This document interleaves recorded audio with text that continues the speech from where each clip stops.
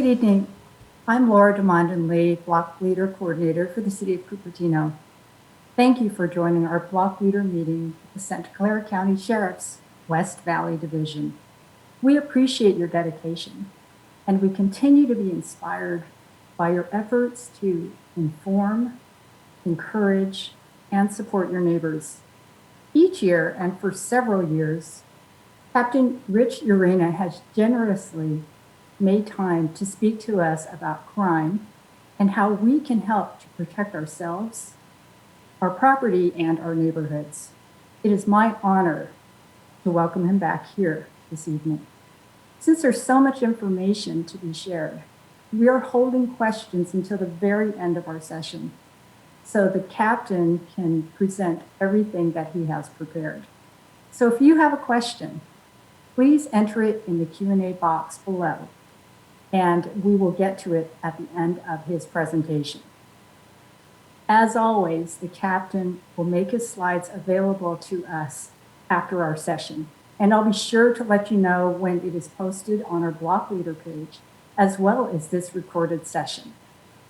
So before I turn it over to Captain Urena, Mayor Darcy Paul is unable to join us tonight, but he sends his support with this recorded greeting. Hello, everyone. I'm pleased to be able to speak to you tonight. Laura, thank you for overseeing the Block Leader program and giving me the chance to say a few words. And my appreciation goes out to our dedicated sheriff's officers who will be sharing incredibly important information I hope you take back to your neighborhoods.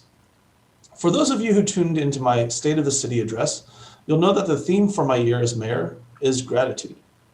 And let me express my gratefulness for all of you. It is you who continues to look out for your neighbors, you who encourages connection among neighbors, and you who helps keep our community engaged and informed. Thank you for your service and dedication to our community. It is because of you that we are able to continue building our community one block at a time. Have a wonderful evening. Thank you, Mayor Paul. Now I would like to introduce our featured presenter, Captain Rich Urena. Good evening, everyone. Hope everyone is doing well. I'd like to start off by thanking Mayor Darcy Paul and Laura Lee. Thank you for allowing us to be here with this community to talk about something that I think we all will find very useful. And that is, what happened last year in terms of crime and how can we protect ourselves? For those of you that don't know who I am, I'm Captain Urena. I've been the West Valley Patrol Division Commander for the last 4.5 years. Definitely is one of my favorite assignments, and this is one of those presentations that I look forward to every year. And so I'm a little saddened that we're not able to see each other in person, but I'm very glad that there's a way for us to be able to share this information that I think you'll find useful. With us today here is Lieutenant Neil Valenzuela. Lieutenant Valenzuela is the Assistant Division Commander. So as much as I'd like to think that I run the operations, the reality is he's the one that oversees the entire operations. And so he has a lot of information that he can help us share with you. Lieutenant, do you want to introduce yourself? Hi, good evening, everyone. Lieutenant Neil Valenzuela. Thank you again for having us here for this meeting. I've been with the department for about 18 years, the majority of that here at West Valley. So just starting my second year as the Assistant Division Commander, and hoping to remain here for a little bit longer. So, Captain. Excellent. Thank you, sir. So I will start to share my screen here.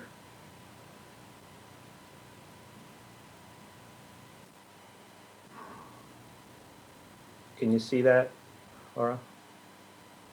Excellent, excellent. So tonight we're going to talk about crime in 2020. The question we want to answer is, did COVID-19 increase or decrease it, right? And the hope here is at the end of my presentation, you'll get a sense of what COVID-19 did to our operations and how it did, in fact, change some of the outcomes that we're used to with crime. Try to do this here. Here's our agenda for tonight. We're going to go over COVID-19 impact on our operations. In other words, early back in February or March, we were all scrambling to figure out how this COVID-19 pandemic was going to affect all of us, really. And so as first responders, we needed to figure out what we needed to do internally to make sure that we were able to respond to public safety calls. And so we'll talk about that briefly. We'll talk about crime statistics. What type of crime increased because of COVID-19. Identity theft, scams, and fraud. We'll talk about that. That is one of the leading crime classifications that we see in the city of Cupertino. And also new programs and initiatives. Lieutenant will talk about a few things that are coming down the pipeline that I think you'll find interesting, certainly helpful for us in trying to make this operations better. There's always room for improvement, right? And so our goal is always to see how we can do our job a little bit better.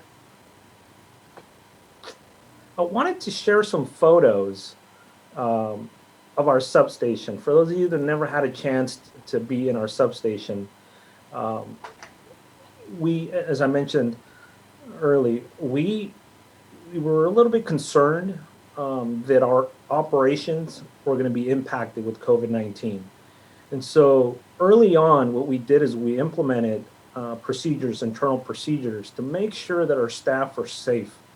I think you would agree that if our staff were not able to come to work, then in turn, we would not be able to respond to calls that you folks would have for us. And so we wanted to make sure we did everything we could to keep us safe. And I'm happy to say that we have not lowered our response, our deputy numbers. We have not been impacted in that sense. Of course, a few of our staff members were sick, but it did not overall impact our operations. I think largely because of those early initiatives that we put in place. So I'll use my laser pointer here. Upper left, this is our report writing room. This is where the men and women come in and type the reports. So we made sure we put these dividers here so that they had space. This entire area continues to be sanitized daily. This is, if you can see it here, plexiglass that we put all over the office to create the boundaries, the borders, so that staff weren't talking to each other in a way that would put them at jeopardy. And then this is our report writing room. I'm sorry, this is our briefing room. And again, we put these squares here to create the 6-foot distance and so on and so forth. So I wanted to share that just with everyone and let you know that we did everything we could and we continue so that we can respond to calls as they came in. All right, let's jump into it. So COVID-19, how did it impact our operations? Well, here's a really good snapshot of our calls for service. And so in 2019, we had 61 priority 1 calls. And then they dropped to 37 in 2020. And priority 1 call, this category, these are life-threatening type calls, right? I'll give you an example. Let's say you come home and somebody's in your house and they're threatening you or there's some kind of weapon involved. It's a life-threatening type event. That would be considered a priority 1 response. And you would see us respond with lights and siren, probably half a dozen cars, if not a dozen cars. And so most of these get dispatched, 37 in this category, but obviously it changes because, I'll give you an example. If somebody thinks somebody's breaking into their home late at night, 2 in the morning, and they're afraid that someone's going to come in and hurt them, we show up, of course, do our investigation, and it turns out that it was their daughter or son that came home from college. Well, that still would remain as a priority 1 call for purposes of us capturing this data. Our priority 2 calls, what you'll see here is they dropped dramatically, and these are more non-urgent type calls, like for example, an alarm call, right? So we do spend a lot of time responding to calls for alarm, residential burglar alarms, and so this is that category. And I would say a good portion of this is because we were, residents were home, right? And so the alarms weren't going off. And so we did see a decline in this category. And then we have our priority 3 calls, which is really you woke up in the morning and your car have been broken into and there's stuff missing. And so it's not necessarily an urgent type call, but we certainly want to get there as quickly as we can. And so again, we saw this drop from 2019 to 2020. So just by this one slide, right, it looks like, business was down, calls for service were lowered. But we'll see how that really translate into the crime here in a second. Here is a great slide. Here are our major categories that we tracked. So our commercial burglaries in 2019 were 93, and this category speaks to businesses primarily that have been burgled. So you name one of the big stores in town, in the city. We did see an increase early as the pandemic took hold in the month of April and May, because everybody was staying home, businesses weren't in operation. We did see a slight increase during those months of crooks coming into the city and breaking into some restaurants and businesses. But that kind of leveled off towards the end of the year. And that was something we were tracking, and we had deputies strategically placed in certain parts of the city to be able to curb that. Our residential burglary rate dropped. Can anybody think about why? Yep, we were all home. We're working from home, and one of the things we know is these burglars don't want to confront homeowners. They don't want to confront residents. So we saw a drop there, 21% drop. Our vehicle burglary rate, this just really dropped. I mean, 60%. Obviously, shopping centers were closed, and so that's where this drop came from. Unfortunately, we are seeing a small increase now that things are slightly open. Most of these vehicle burglaries in 2019 occurred at shopping centers. And so we encourage residents, please don't leave anything of value in your cars when you're out shopping around. Don't leave your phone, your wallet, your purse. And I know it sounds like it's common sense, but we keep seeing these items of value being left in the car. And so we continue to work on this year. Auto thefts, cars were stolen. We saw a small increase. Grand theft, we saw a small increase. I think a good portion of these are what we call catalytic converters, the mechanism in your car that filters the exhaust. They're very expensive, and what we're noticing, and this is a regional issue right now, is that towards the end of last year, crooks were just running around stealing these catalytic converters. They're connected to the under area of your vehicle, especially the electric vehicles, the Prius type vehicles. And so we continue to see an increase in that type of a crime, and that would cost a car owner a few $1,000s to fix. And the crooks sell it for a few $100, maybe $1,000, depending on what kind of car it is. And the reason that they're targeting like a Prius or an electric type car is because the exhaust, well, it's a hybrid, not electric. The exhaust fumes are not filtered through the catalytic converter as much in a hybrid than they are in a regular gasoline car. So that's why they're targeting the Priuses specifically. Identity theft, we'll talk about that. We did see a small increase. Robbery, we did see 19 incidents in the city. And the reason we saw this increase is because, unfortunately, crooks, or fortunately, were not able to break into some of these cars that they normally break into in shopping centers. And then with folks being home, we did a good job of kind of holding them at bay, but they needed to still steal. And so what happens here is you have the crooks that are using force or fear to steal from residents, right? For example, if you're walking down the street and you have your purse slung over your shoulder, somebody runs up to you, grabs your purse, yanks it, that's a robbery. And so we did see a small increase. And this is something that we've been tracking region-wide. And it seems like a lot of cities are seeing this exact same increase, where because of the inability for crooks to break into cars or homes, they're being a little bit more bold. Assaults, down, domestic violence. We were tracking family disturbances. Everybody being home is difficult sometimes to get away from our loved ones. And so we did have an increase in family disturbances. So this number, domestic violence, kind of ties into that. Sex crimes, we had 21. This is just another way to look at the data. Exact same information, but I do want to point out the vehicle burglary rates here.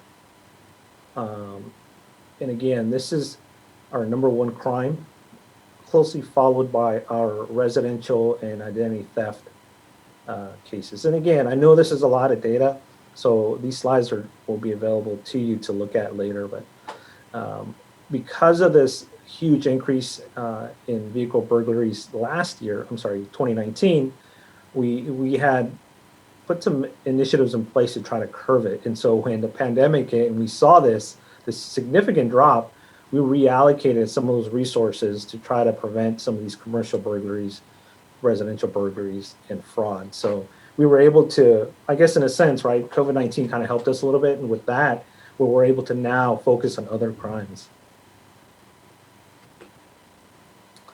So in regards to residential burglaries, I'll leave this slide up here for a minute, but this is always fascinating to us. So we do have an analyst that works in our office that is always combing through data.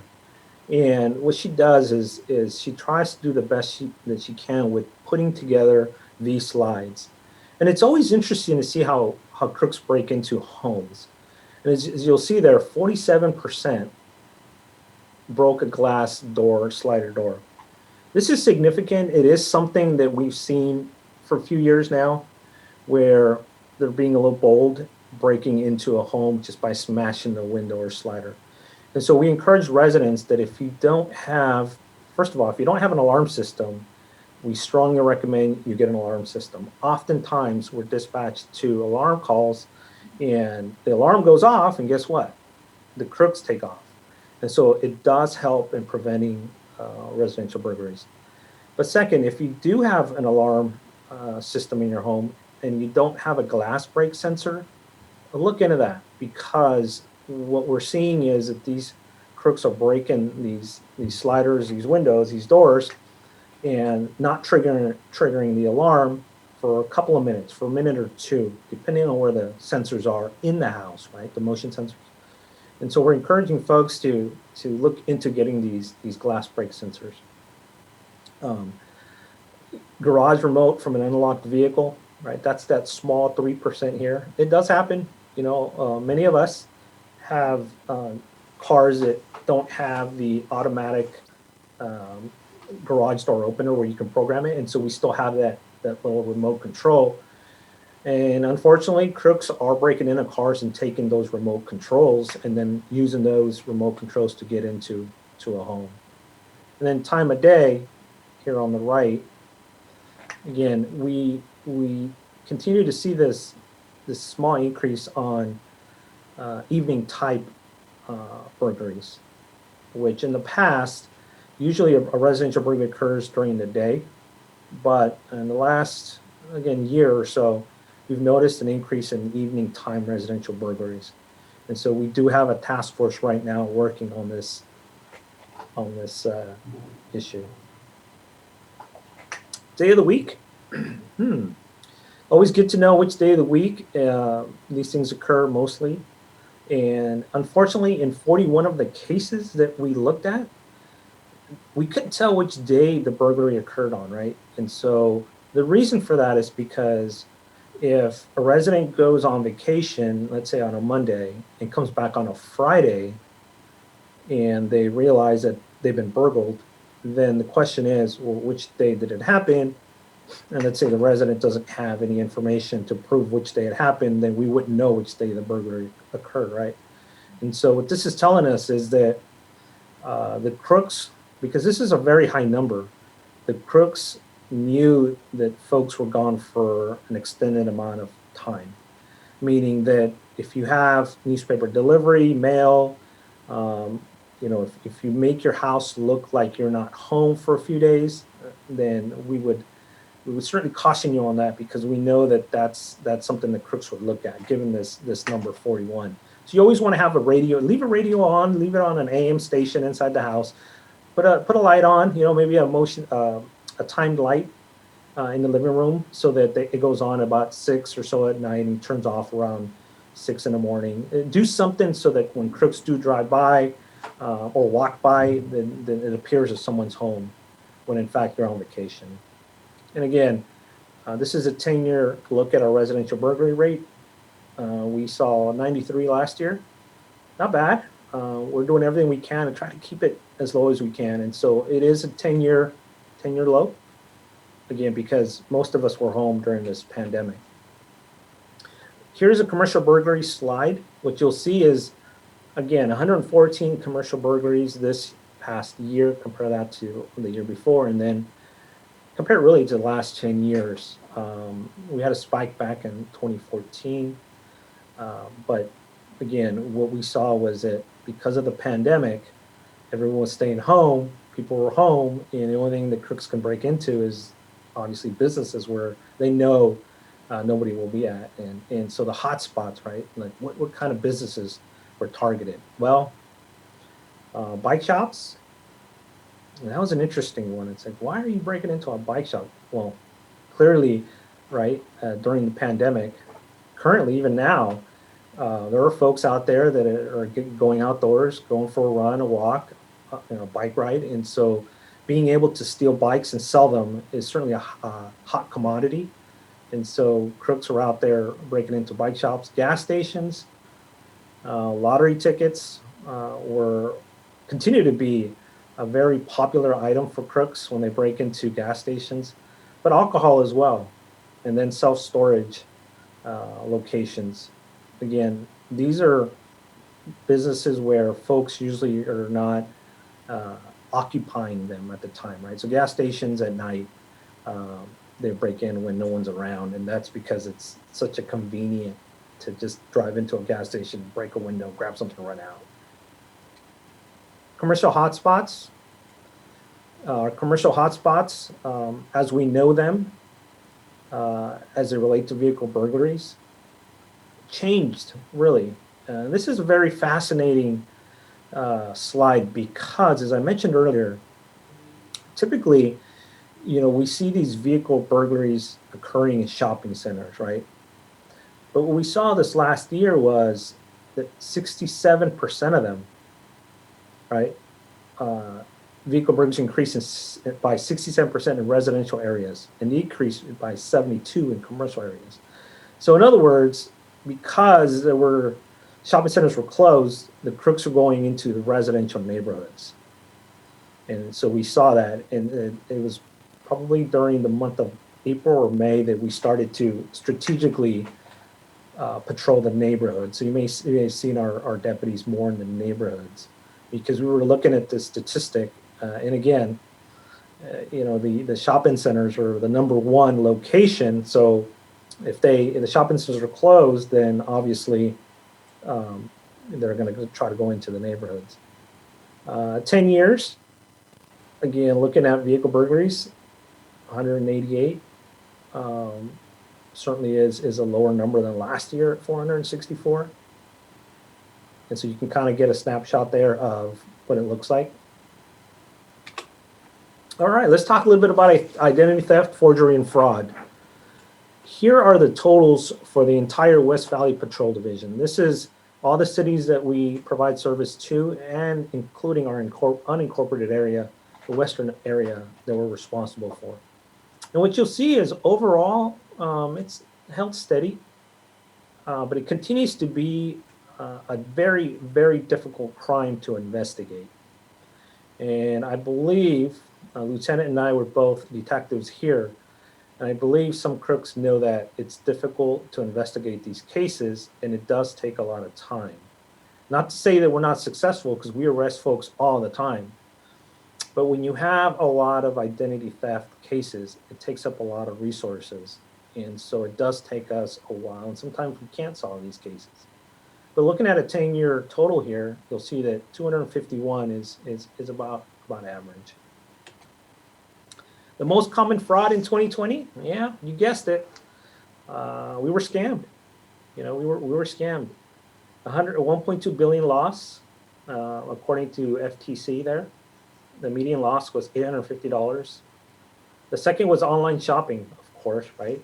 We're always shopping. As a matter of fact, I was talking to my wife last night because I keep seeing these boxes at near the front door, and she keeps buying dresses for my 10-year-old daughter and shoes, and just keeps buying stuff because it makes sense. We all want to make sure that we're safe when we're out shopping, and what better way than to just sit at home and get on the laptop and computer and buy things, right? It makes sense, but we have to be careful how we do that.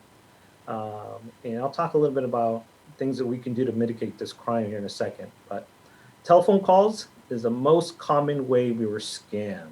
The most common way. Think about that.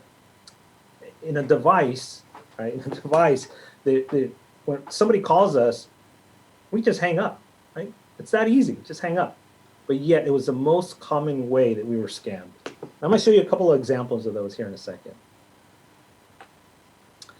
So a couple of cases that we had, I think are worth reading out loud and having you take a moment to kind of see where the victim here could have stopped it. In this particular case, the victim was trying to buy a new phone. The thief gave her instructions to get on her phone and give this particular crook access to an application that's on the phone. The application is called Zelle. A lot of banks actually use Zelle to send money to others. And so this particular person, crook, managed to convince her to send $900 to him for a new phone. And not knowing who you're dealing with is a key here. So if you're going to send any money to anyone, you got to make sure you know who the end user is there, who's getting this money. And don't think that you're talking to someone unless, how should I say this? Do some research, right? These crooks are very convincing, and I'm sure, I would guess that probably every single one of you have received a call where you're like, this call sounds legitimate. Should I entertain this call?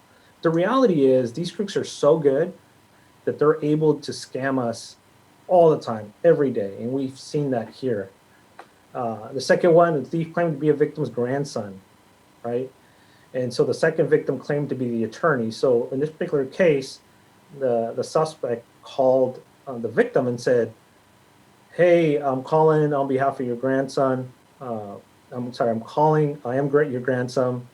This attorney is going to help us because I'm in jail. I got a DUI.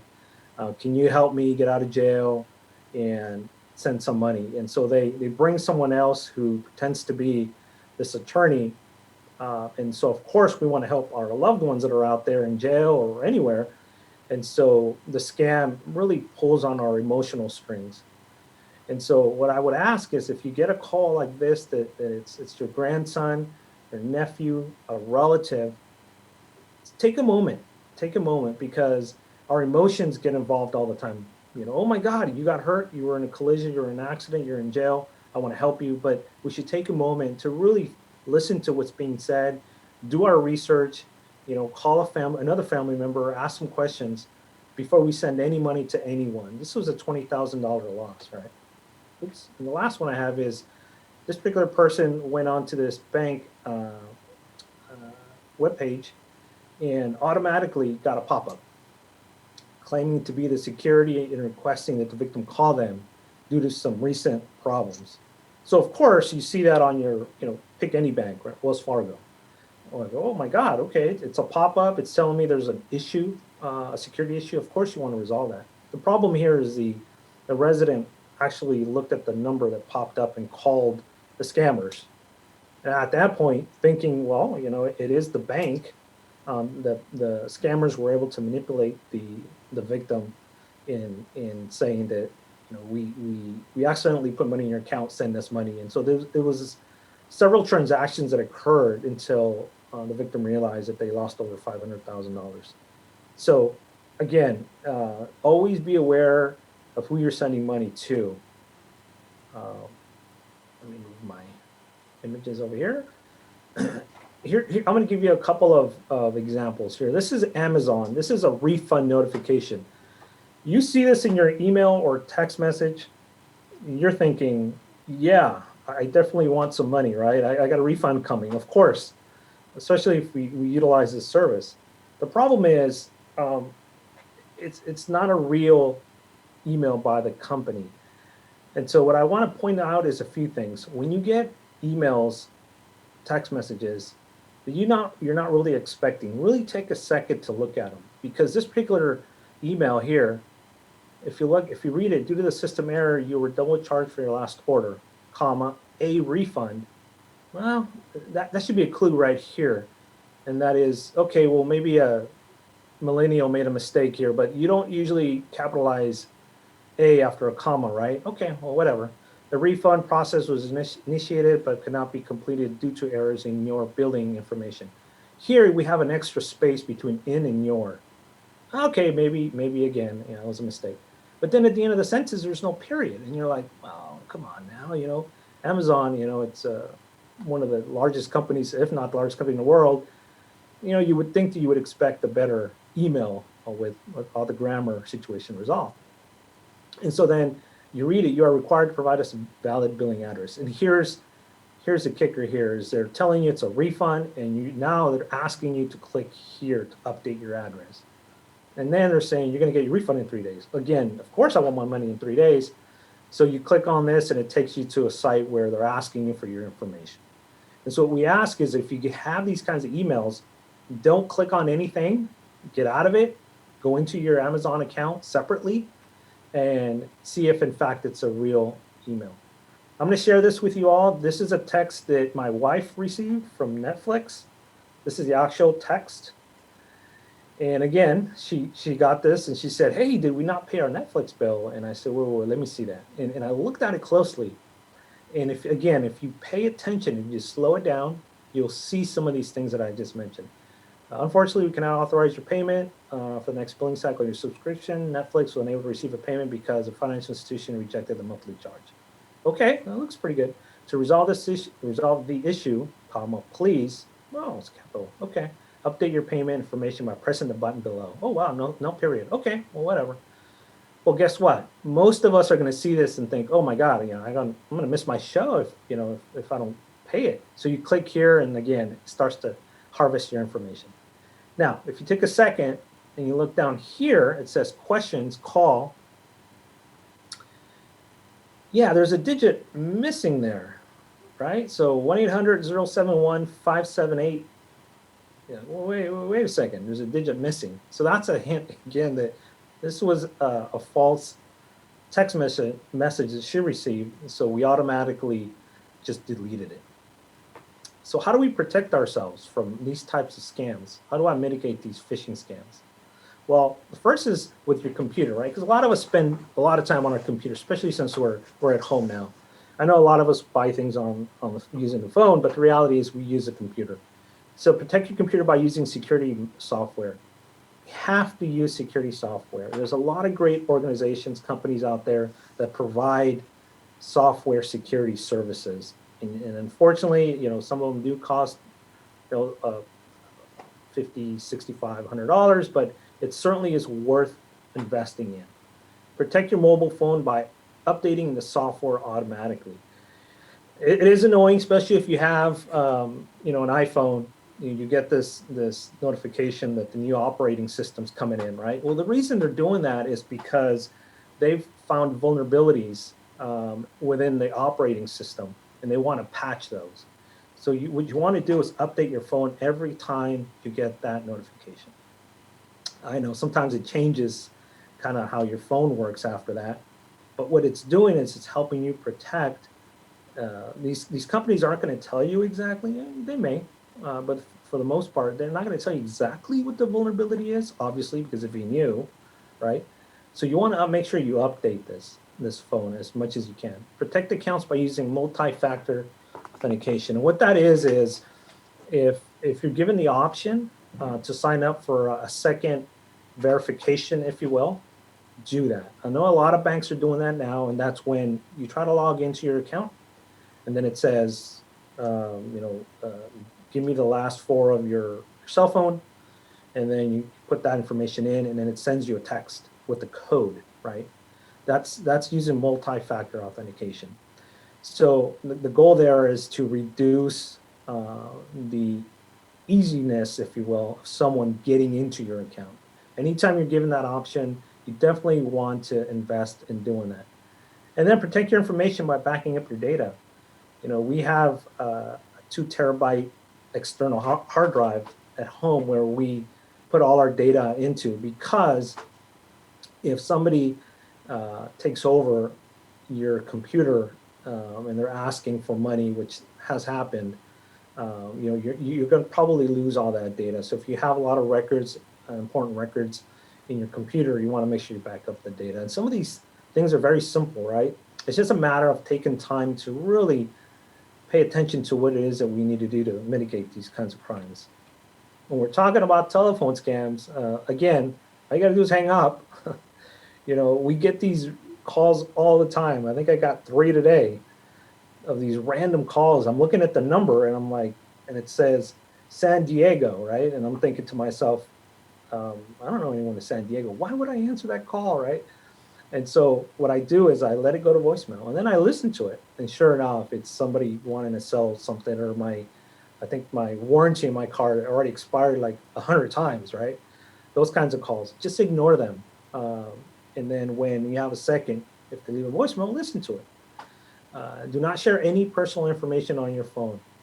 You know, don't share anything on your phone. Meaning, somebody calls you for whatever reason, you answer, and they're saying, hey, I'm calling from whatever organization. Let's say it's Netflix, and you're like, okay, I have a Netflix account. And they say to you, all we need to do is just verify that this is the right number. Can you tell me what your last name is, right? And you're like, no, I'm not, no.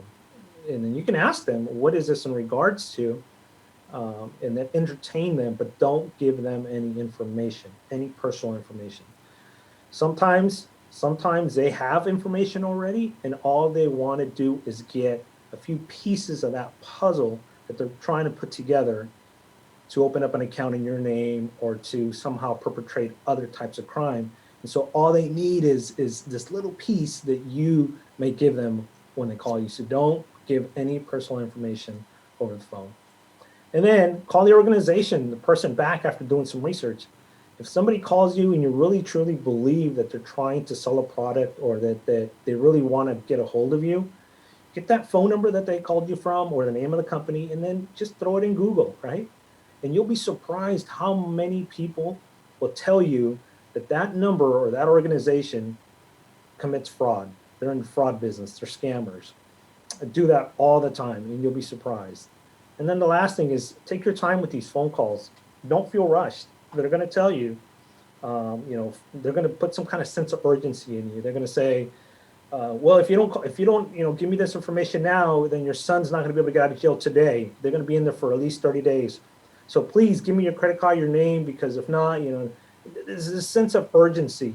That's what they're trying to do, is create that sense. Don't fall for that trap. Again, keep in mind, telephone scams were the #1 way that we were scammed last year in 2020. So these are just very basic steps that we can take, but will make a huge difference in curbing scams.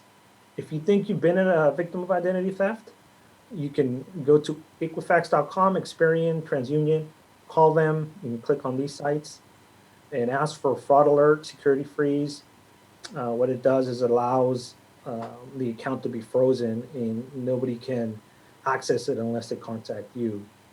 You are entitled to, as many of you know, a free credit report every year. And so you can certainly ask for one. It does not change your status. How are we doing on time? We're doing okay. With that, I'd like to introduce Lieutenant Neil Valenzuela again to just go over a few initiatives and programs that we have in place that we're hoping to put in place here in the next several months. Lieutenant? Hi, everyone. So some of the things that we're excited about here at the Sheriff's Office in the next coming year. And the first one is the teen driving diversion program.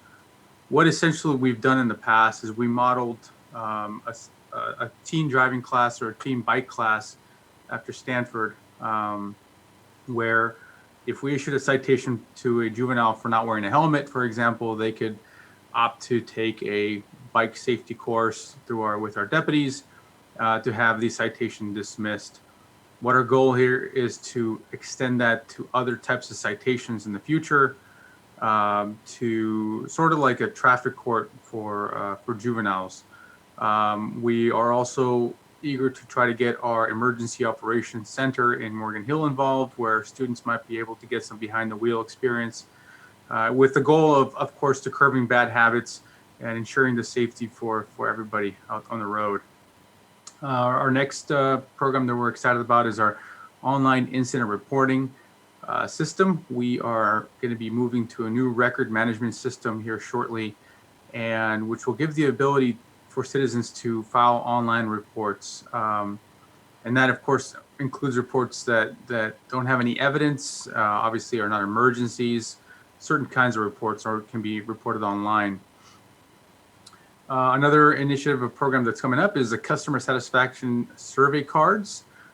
These were around when I was out on patrol. If a deputy responded to your residence for some type of service call, they would provide you an event number, and on that event number, there would be a customer survey satisfaction card, which you could fill out and send back, so that you could provide some feedback if there's any issues that we need to address, of course, anything we can fix, or on the other hand, if you wanted to say that the deputy did a really good job, you can also provide that information to us on there. Deputy training, our training division has been working hard to make sure that our training evolves and keeps up to date, making sure that we're up to date on all laws and statutes and are compliant. Obviously, the goal being is to provide the best service possible for everybody. The last program that we're excited about is the Psychiatric Emergency Response Team, which will pair a deputy with a clinician, a mental health clinician.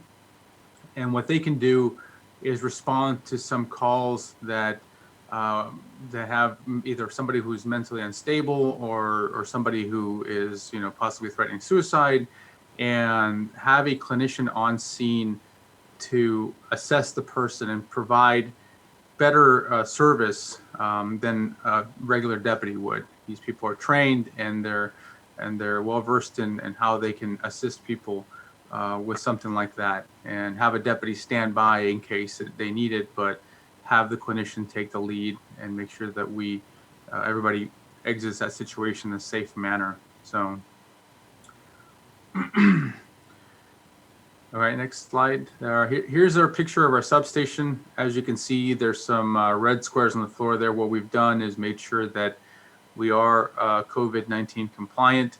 Our West Valley substation is open. However, I guess under COVID restrictions. So you can come by and request reports, or have a ticket signed off if you need a ticket signed off. Some numbers up here on the slide is our non-emergency line. People always ask us, I don't think it's an emergency, or I'm not sure if I'm wasting time. Give us a call on non-emergency line. Obviously, if it's an emergency, you need call us by 911, or you can also text 911. The key is always saying something. If you can't call, text us. Right? You can always text 911 and have a dispatcher respond as well too. And the number down there is 868-6600, which is our administrative office, which is open Monday through Friday, 8 to 5, barring any holidays. We'll have somebody available that can answer calls and maybe get some services over to you. So, and lastly, the address down there at the bottom, 1601 South De Anza, right here in Cupertino. So, thank you again for having us, Captain. I'll pass it back to you.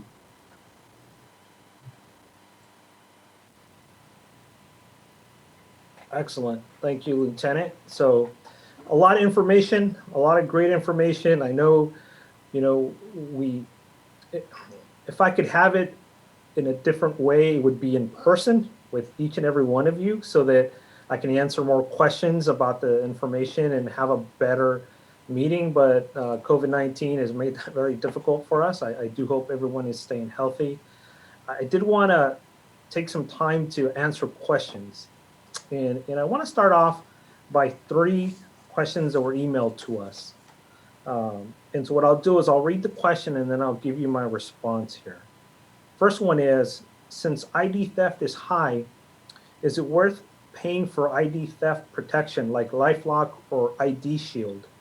Or is it freezing our account at all 3 credit bureaus and regularly checking our credit reports sufficient? That's a great question. So I think many of us know the company LifeLock, right? And if you don't know, if you remember the early commercials from LifeLock, the CEO would have this truck driving down with numbers, his social security number, and say, I don't know if you remember this commercial, but he'd say, LifeLock, I have my social security number on this truck, and we stand by our service, and we do everything we can to mitigate identity theft, right? You guys remember that? Maybe about 10 years ago. Well, those commercials went away because somebody got his social security number and committed ID theft on him, right? So that's why you don't see that commercial anymore.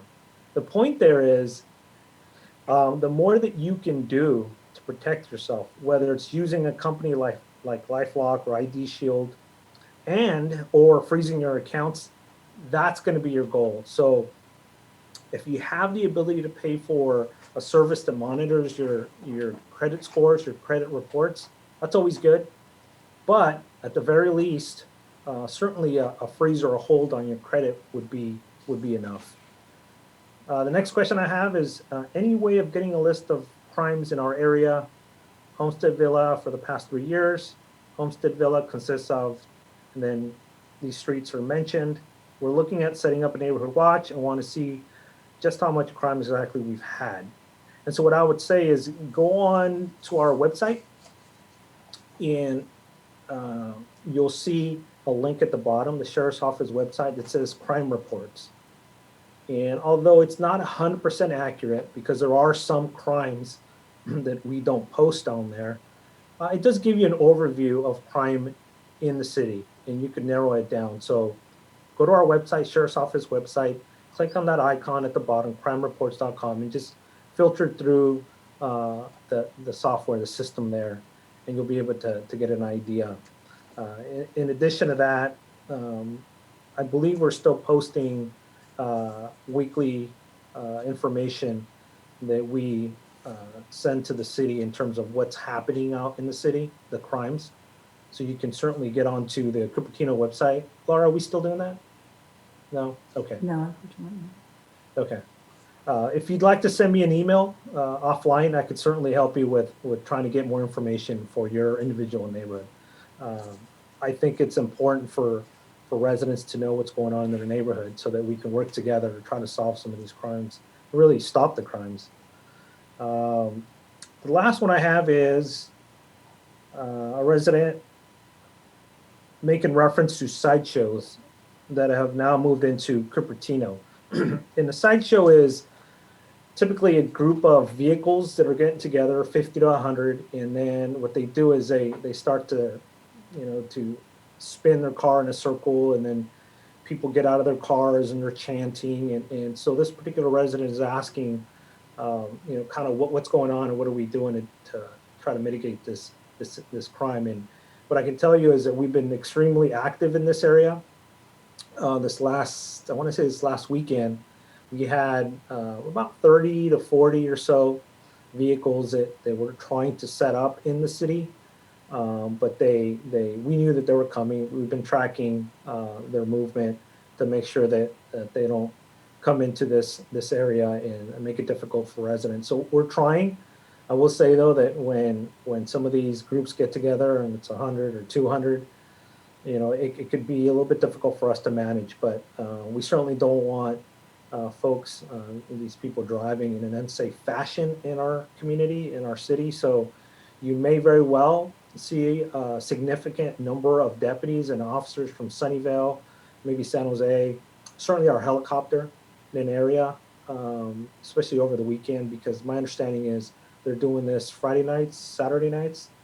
And so we're working on trying to curb this behavior. And so what I would ask residents is if you do see this kind of behavior out there, please call us. We want to get on top of it as soon as we can. Those are the 3 questions that were emailed to us. Laura, if we have other questions, happy to answer them. Actually, thank you. If I could just comment on the crime in Cupertino, I was just reminded that you can check, residents can check in on the city website under items of interest. So you can check on the reports that the sheriff's office has provided us of what's been going on. And if you also wanted to receive notifications, you can do that as well and sign up online on our city website, cupertino.org. So this is a follow-up. Okay, so the first question we received from Simran, hey Simran, she's asking the captain to recommend a glass sensor for break-ins and share where we can buy some. Good question. So glass sensors are typically part of a product that a company would sell, right? So if you have an alarm system, you have options. You have like the option to have a video surveillance camera. You have an option to have like a rear door sensor that every time you open the door, it triggers the alarm or it chimes. So these are options. You have an option to have like a spotlight. And so this glass sensor is an option that goes through your alarm company. So what I would say is contact your alarm company and ask them how much it would cost to add a sensor to your rear sliding glass, the glass itself. Again, you know, if you were going to purchase or have your alarm company put one of these somewhere in the house, I would say the rear glass sliding door. That's the big door, because those are the windows and glass that we see frequently break when crooks are trying to get into a house. And the reason is because it's such a big opening, right? And their goal is to get as many items as they can. Oftentimes they get a pillowcase and 2 or 3 of them will get stuff and try to run out. And so breaking that rear sliding window helps them to escape. Okay, thank you. The next question from Carol. Can you comment on how discussions on social media impact your work? Social media such as Nextdoor. And do you have any suggestions for the most helpful community uses of social media? She went on to say that, you know, she does notice that there are some positives of like increasing awareness of crime-related issues. And she'd like to know if you can comment on helpful uses. Yeah, social media is certainly changed our lives in the last 10, 15 years, right? Oftentimes residents ask me, is crime as bad as it sounds, right? And my question is, well, how bad does it sound? The reality is we're so connected to each other now because of social media that we're all aware of what's going on around us. And that's not a bad thing. That's a good thing. I think awareness is always good. But sometimes, oftentimes, the information that's being shared is not accurate, right? And so, for example, somebody may say, I heard we've had the highest number of residential burglaries in 2020 that we've ever had, right? And then somebody else will say, oh my God, well, what's the sheriff's office doing? Or what's going on? Or, you know, but the reality is, as you guys just saw, that's not the case. And so I would caution you on what you see out there. And this is really the purpose of this meeting for us, is that we want to share this information so we can curve some of that language where if we have a spike in something, you know, we want residents to know exactly what it looks like. So I think social media, I think information that's posted on Nextdoor is good. Just keep that filter in mind, and absolutely reach out to us if we can answer any information that you see on there. Sharing the information is good, but just being a little aware of how inaccurate information, you know, may change what the content of that email is trying to relay. That content of the social post is trying to relay. Okay. Thank you. I have a comment also from Simran. She's writing in response to your information about scam calls. And she says for random calls, she started blocking those numbers on her phone. And in the last 6 months, she's gone from 4 to 5 calls a day to 1 to 2 calls a month. So she wanted to share that. Absolutely. Blocking phone numbers that frequently call you is an excellent way to do it. What you'll see, what we've encountered is you can only block, I want to say 20. There's a number there, and we get so many calls that after you block all these numbers, you don't have any more numbers you can block, and so that people the crooks start changing their numbers so that they can access your phone. So it's kind of a cat and mouse kind of thing, mouse and cat pen. Got it. Okay, I have a question from Hillary and Stan. They're asking what happens when you text 911? Do you get a phone call or need to type in emergency? Yes, so this is a new feature that we have with 911. I think started last year, about a year and a half ago. And so what happens is if you text 911 on your phone, the dispatcher will respond and say, if you can get to a phone, do so. If not, what's your emergency? And so then you will correspond with the dispatcher right away. And you could type in there, I can't talk, I think someone's in my house, and then be able to correspond with the dispatcher. And what the dispatcher is doing is obviously typing that information in the computer and sending deputies to your house. They will tell you, though, that if you can talk, to call 911. But again, if you can't, you definitely want to text 911. Okay. Thank you. There's another one. I've heard for some of the phone scams, the bad guys are able to mimic a fake phone number. Meaning if they call me, they can mimic my son's phone number when calling me, pretending that my son is kidnapped. Is that still an issue? Yes. It's what we call spoofing your phone number or your IP address, your computer address. And so unfortunately, this is something we continue to see. And what that looks like is, I've actually done it, right, in some investigations where I'm able to sign up for this service. And so what happens is you type in the phone number using this application of what you want the number to look like. And then when you make the call to the number, they see the number that you want them to see. So yes, you would look at your phone and it'd say, your son, Robert, and you're like, okay, it's from my son's phone, right? Yeah, no reason to think it's not. But the reality is, if it's a crook, they have definitely spoofed your number. So that's something you definitely want to be aware of. It does happen, especially when they're trying to pull at those emotional strings like the kidnapping, the virtual kidnapping. Yeah, so definitely still something we see out there. We're not seeing it as much. I don't know if, Lieutenant, you've seen it a lot. When I was investigating these crimes 10 years ago, it was something that we were deeply involved in. Okay. Thank you. And thanks, Robertson, for that question. I have Lynn asking me, can we find out when there's a helicopter flying or circling over our area to know what's going on?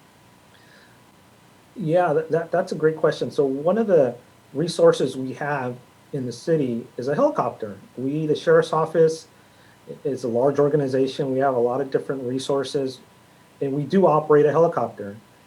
And so because it's ours, right, we definitely want to utilize it. And so you will frequently see a helicopter in and around the West Valley area, kind of making circles, kind of focusing on a certain area. It doesn't necessarily mean that there's a critical incident or something bad is happening. It very well could be an alarm call, that the helicopter's in the area and they're going to help patrol, deputies and investigate why the home alarm went off. And so you'll see that more often than not. Rarely will you see it involved in something critical. And so you'll see oftentimes, a lot of helicopter noise is what I call it in the city. And so what I would ask is that if you want to know why the helicopter's in your particular area, you could always call our dispatch, the non-emergency number, 408-299-2311. It certainly is something that I would do. If a police helicopter is in my neighborhood, I would want to know why. When we have incidents where we're searching for, let's say, some crooks that just broke into a house or a store, and we have a perimeter and we're going yard to yard searching, we typically will send out a notification to the neighborhood saying, sheriff's office activity in the area, stay away, shelter in place, and then we'll follow that up with it's an all clear.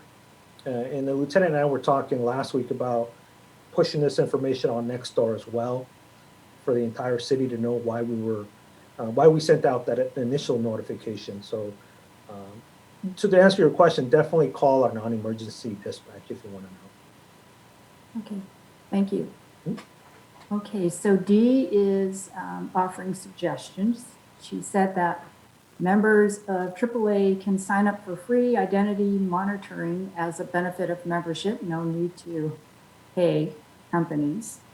Also, other organizations may offer similar benefits. So check your employee or retirement benefits, AARP, etc. Thank you. That's her comment. Thank you. Sonali says that her child graduated from high school and now she knows how many drugs are sold there. Are we doing something about it? Drug use in the schools is something that we've always monitored. We have school resource officers that work in all the schools in Cupertino, but they're not assigned to the school, any particular school. They're more in a supportive role to help the principal and the district with whatever they need. So they're not necessarily out trying to arrest anyone. What they're doing is supporting the administrators. And Lieutenant, you can chime in, but I have not heard of a significant problem with drugs in schools.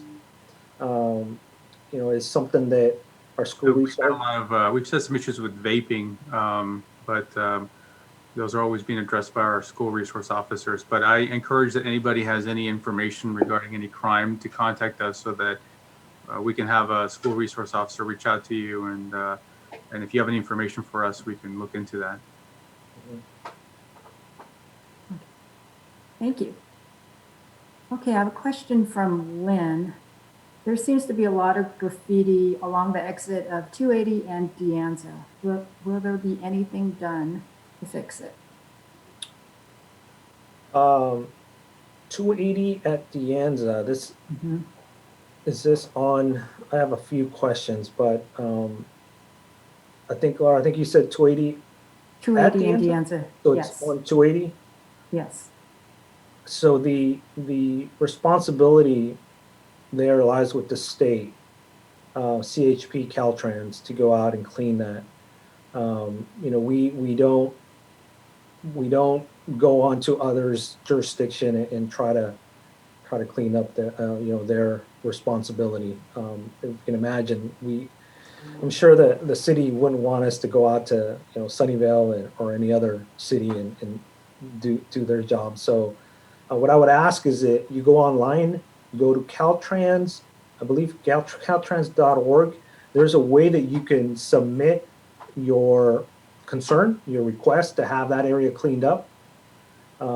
We've done that several times here in our office, although you would think that government, can talk to government and we can make things happen. Sometimes it's easier if we put it in the queue for them so that it comes up and they can come out. So I would ask that the resident go on Caltrans, I want to say caltrans.org, and then I think it says report something, and then you could type in the information. Okay, got it. I've got 3 more. Do we have time for 3 more? Absolutely. Okay, let's see. What is your COVID-19 protocol for response time in the city of Cupertino? I don't think I understand the question. What is our COVID-19 protocol? Yes, for response time. Lieutenant? Maybe I could say that we haven't really made any changes to our response times or our dedication to our services with COVID-19. We have instituted policies for deputies to be safe when coming into a call, for example, wearing a face mask, gloves, or some kind of other protective equipment. But the response times for an emergency have stayed the same as far as how much time we have to get to a certain kind of emergency. Okay, thank you. All right, Manisha is writing, are there any COVID fake vaccine crimes that we need to be aware of? Are you all COVID vaccinated? We care for your services and your safety. Thanks. Yeah, we did get a report of a business that may have been involved with some. Lieutenant, you could chime in, but there was a business in the city that was putting up flyers, I believe. We had gotten a call that it was a business that was advertising COVID shots. We infiltrated that business pretty good with some patrol checks with deputies walking around. We didn't see the signs up, and we continue to do patrol checks, and we don't see anybody offering any vaccine shots within the city. So, yeah, and the second part of that question of are you all COVID vaccinated? I think is the question. Most of us are here in this division. Not all of us. It's not something that we have mandated of our staff. We respect people's privacy. There are some concerns that folks have with their own medical conditions, and so we definitely encourage our staff to go out and get vaccinated. Actually, I'll share this funny story here that Lieutenant and I will have our second vaccine tomorrow, and we're kind of debating in terms of how we're going to feel on Friday because I keep hearing that second vaccine, kind of takes hold of you a little bit. So yeah, most of us are vaccinated here in this division. Okay, great. All right, Carol writes, what percentage of crimes reported on 2019 and 2020 have been resolved or suspect apprehended and charged? Yeah, because of the complexity of how cases get resolved, the detectives that work here obviously track them, but it's not a point of data that we extract every year. Moving forward, we do want to be able to pull that data. But I'll give you an example. We arrested a gentleman for committing, I want to say, a burglary, an auto theft, a residential burglary, an auto theft, and 2 vehicle burglaries. I want to say 4 or 5 crimes. But he was responsible for 30 crimes, up to 30, the last I heard. And so so it's difficult to quantify all that. In addition, oftentimes other agencies end up arresting suspects that committed crime in Cupertino, and oftentimes they don't tell us. So it is something that we're looking at in terms of being able to at least explain how many cases we're able to close. But at this point, we're not tracking that data. Okay. 2 more really quickly. Geetha writes, as neighbors, how do we watch for domestic violence in the neighborhood, as the media indicates that the violence has in fact increased, but not reported as such? And how do we support and encourage the victims to reach out in a safe manner? Yeah. Now, oftentimes we get calls from neighbors that say that they're hearing loud screaming, an argument going on next door. And that's common. And so we are blessed that we have a community that does call us when they hear that. And you can remain anonymous. You don't have to give our dispatcher your information. But we want residents to call us when they hear those kinds of incidents, because we need to make sure that folks are not in any danger. And so what I would ask is that you all have done this, continue to communicate with your neighbors. If you see or hear anything that may need intervention, let us know. Call us, send us an email. Like Lieutenant mentioned, we do have our PERT team, our psychiatric emergency response team. So even if it's not a crime, we want to get to the root cause of whatever is happening. and be able to help. Okay, thank you. And last one. Oh gosh, okay, another one popped up. Well, let's just say this one. We watched arrests made right in front of the home, and one time a neighbor called in because she suspected there was someone in the house, and another was what we believe a domestic violence incident. Such crime activities observed in the neighborhood, how can citizens become aware of it in a timely manner? These incidents were not reported on police beat, so neighbors need to know what's going on within their residing areas. I think what the resident is saying is why some crimes are not shared with the community, right? I think that's the point there. And unfortunately, there are certain laws that prevent us from sharing information, particularly with sexual assault type crimes. Domestic violence is a very personal type crime. And so we don't typically share that information because, again, it's a very personal crime that has certain built-in securities that we don't want to expose. And so you typically won't see that. Like you saw it in this presentation. We give you the number, and obviously we know who's involved in each and every one of those cases. And so it remains a very tight investigation. Got it. Okay, and finally, do we have a plan to cover all streets in Cupertino with cameras for city safety and surveillance? I'm not aware of a plan that we have to cover all the streets in Cupertino.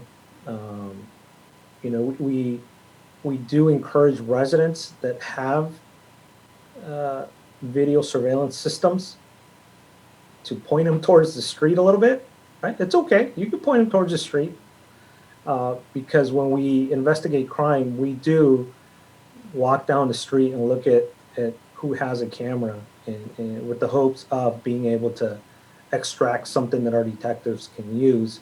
But I'm not aware of a plan to put cameras all over the city. Okay. Well, that's it as far as questions go.